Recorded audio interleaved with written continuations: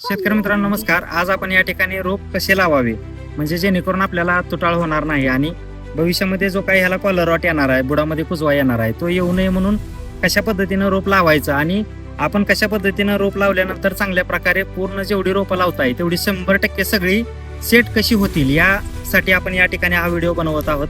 तर या ठिकाणी तुम्ही बघू शकता, ज्यावेळेस आपण रोप लागवड करतो त्यावेळेस आदल्या दिवशी आपल्याला जास्त ह्याच्यामध्ये पाणी ओतायचं नाही. जर समजा ह्याच्यामध्ये जर ट्रेमध्ये जर आपल्या पाणी असेल तर खालचा जो कोकोपीट असतो तो निम्मा कोकोपीट खाली तसाच राहतो आणि मुळी निम्मीवरती येते. मग निम्मीवरती मुळे आलेली ते डायरेक्ट आपण लागवड केल्यानंतर त्या ठिकाणी आपल्याला तुटाळ होण्याचा चान्स सगळ्यात जादा असतो. म्हणून या ठिकाणी लागवड करत असताना आपण कायम सांगतो की चिखल करून लागवड करा.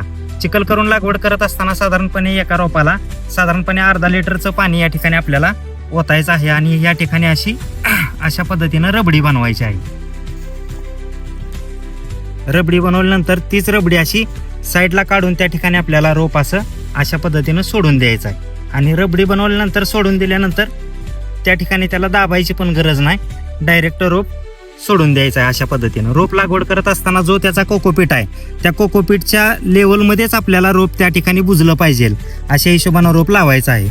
मग रबडी बनवण्याचं कारण काय आहे, ज्याच्यामध्ये आपण लागवड करत असताना आपला जर बेड पोकळ राहिला असेल तरी पोकळ राहिलेल्या बेडमध्ये ज्या वेळेस मुळी जाते त्यावेळेस ती मुळी डायरेक्ट ऑक्सिजनच्या कॉन्टॅक्टमध्ये येऊन काळी पडते आणि काळी पडल्यामुळं त्या ठिकाणी वरती रोप जळण्याचा चान्स जादा असतो. म्हणून या ठिकाणी आपण पाणी ओतून त्या ठिकाणी रोप लावत आहोत. म्हणजे पाणी ज्या काळामध्ये म्हणजे साधारणपणे 24 तासामध्ये ते पाणी जे आहे ते म्हणजे आटरून येणार आहे आणि पाणी आटरून आल्यानंतर त्या ठिकाणी मुळी जी आहे ती डायरेक्ट त्या मुळीवरती बाहेरच्या मातीचं प्रेशर तयार होऊन ती मुळी डायरेक्ट आपल्या जमिनीत पकडणार आहे आणि त्यामुळे एकही तुटाळ आपलं होणार नाही.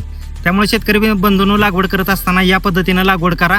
तुम्ही जर 1000 रोपे लावले असतील तर 1000 रोपामध्ये एकही तुटाळ होणार नाही याची गॅरंटी. नमस्कार.